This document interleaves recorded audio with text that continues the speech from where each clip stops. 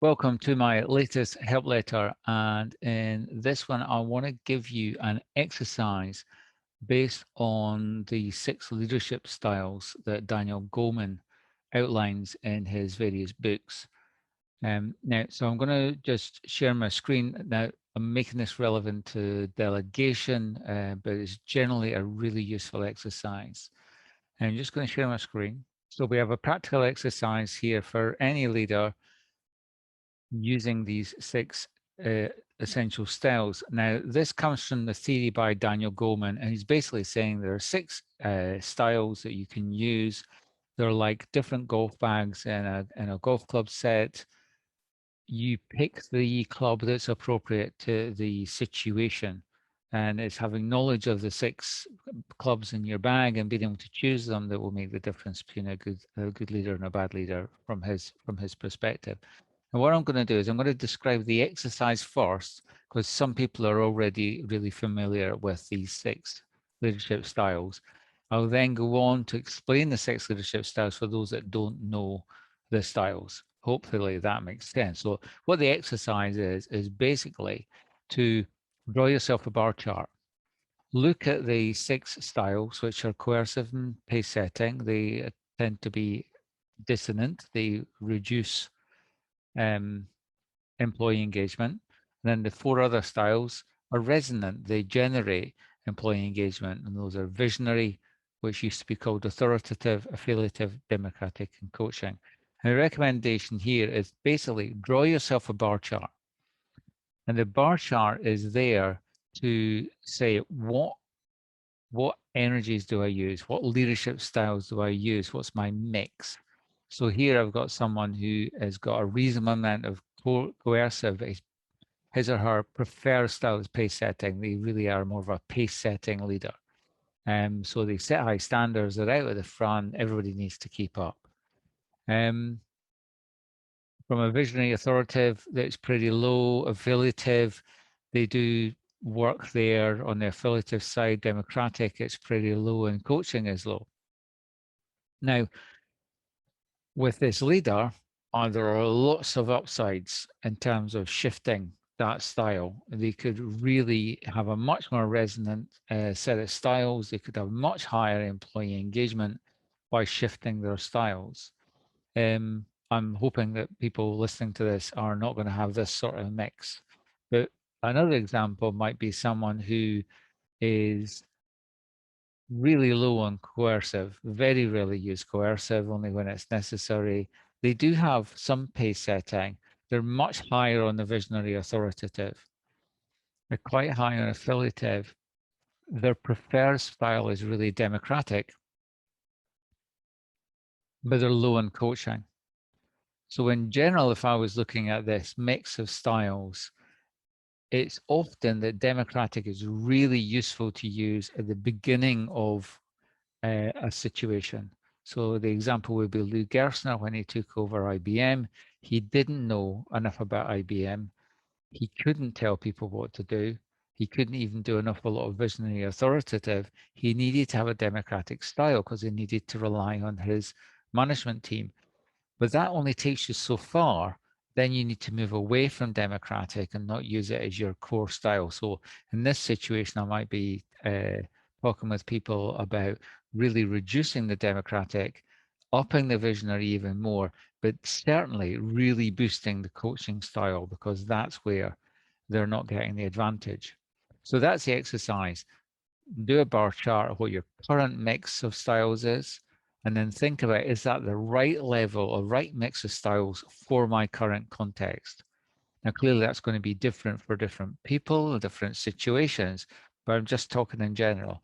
I did have one client who kept a spreadsheet, and they actually allocated how much energy they were spending in each style every day. And they found that really useful to see over a couple of weeks what their balance of style was.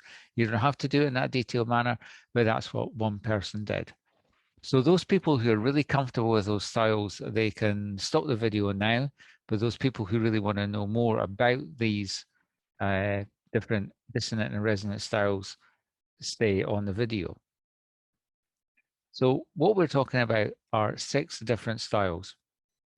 As I've said, You have coercive, pace setting, visionary, affiliative, democratic, and coaching. There's a line here because the first two are dissonant. They will tend to reduce employee engagement. Coercive definitely will. Pace setting will do if it's not used correctly. And the other are resonant, with visionary having the highest, and that's like the driver. It's the golf club that will get you furthest. And essentially, it's in this order: visionary, affiliative, democratic, coaching. There isn't an awful lot of difference between these. Visionary is the highest, but honestly, there isn't an awful lot when you look at it statistically between these different resonance styles. It's going to depend on the situation you are in. So let's go into a bit more detail about um, what these styles look like. Coercive basically demands immediate compliance, and there is a place for coercive. You know, there's a fire in the building, get out. You don't use a coaching style and say, or democratic style and say, well, what do you think we should do about this? So there are places for coercive when you're basically in emergency situations. But if you're not in an emergency situation and you're using a coercive style, you've really got to ask yourself, why am I doing this? Because it's going to have a negative impact. So an example of a coercive leader in the early days, Scott McNeely, Sun Microsystems, says he was very much like this. It was my way or the highway. Do what I say, uh, or you're gone. He realized later on in his career that was not the way to do things. Clearly, it took him certain places, but it was a bit too much of a style for him. Pace setting is like pace setting in an athletic race. You're out at the front. You set high standards for performance, and that's the main feature of pace setting. Now, you often find pace setting in high-tech environments, and Steve Jobs would be the prime example. Now, he was also known he could be coercive at times. It's a mix of styles, but he's a real pace-setting example. Now, what he did was, if you have people who are highly motivated and highly competent, they can stick with a pace-setting style for a long time. And this is why you tend to get up in startup environments. What happens is when companies get larger and there are more people involved that they're not as motivated, may not be as competent, then you're going to struggle. Apple clearly set a culture where pace setting was the preferred style, full stop, right across the board. And it worked because they had a particular culture around that, still do. So on to the more resonant styles, visionary, authoritative, it's the most positive, and it mobilizes people towards a vision. And this is about giving a compelling vision that people get emotionally, not just logically. And the example there would be Martin Luther King Jr. I have a dream. It says it all, but you could pick John F. Kennedy and let's get a man to the moon speech. A modern example might be Elon Musk. He's certainly visionary. People know where he wants to go. The electrification of the automobile industry, mission to Mars, etc. So people know where you want to get to, and that added level of clarity is hugely, hugely important to people. So that's why it's the driver in the golf bag. Affiliative is about creating harmony and building emotional bonds. The example I have there is Tony Hsieh, and he was the founder and CEO of Zappos, who were a shoe brand in the US. But the thing about Tony Hsieh, who sadly died young at 46, I think, is that he just wanted people to have fun and enjoy themselves. You know, so it was about the relationship with Tony. But you could pick the Dalai Lama, for example. It's all about people talk about the Dalai Lama that you absolutely know that that individual is building a bond with you when you interact with them. So affiliative is about that connection.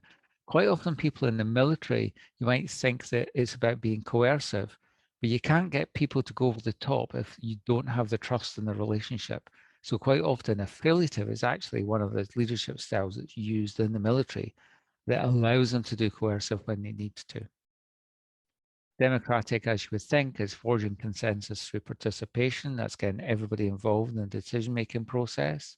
And a good example there would be Angela Merkel.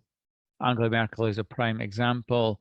Not only is, I think, our party called the Democratic Party, but she's been successful over a long period of time by engaging others and forging consensus. So I think she's a prime example of that style. And I've mentioned Lou Gerstner already. Now, coaching is developing people for the future. And the thing that really typifies coaching is you really know you're being listened to. So Satya Nadella might be a good example. They are the CEO of Microsoft because people say that when you speak with Satya, you know that you're being truly listened to. The example I've got here is Richard Branson, and he's ran that when you start a meeting with Richard Branson, he never starts off by speaking and telling. He always wants to listen first and has very much a coaching style. So those are some examples. So hopefully you find this useful. I really recommend the article from 2000, which is Leadership That Gets Results from Harvard Business Review. It is a paid for article, so I can't just include it in this and send it out, but it's an incredibly useful article to use. But hopefully this is a summary that will work for you. I hope you have enjoyed this tip. And please pass on the help letter to others if you think it's going to be useful to members of your team or other colleagues in other organizations. Thank you very much. Bye-bye.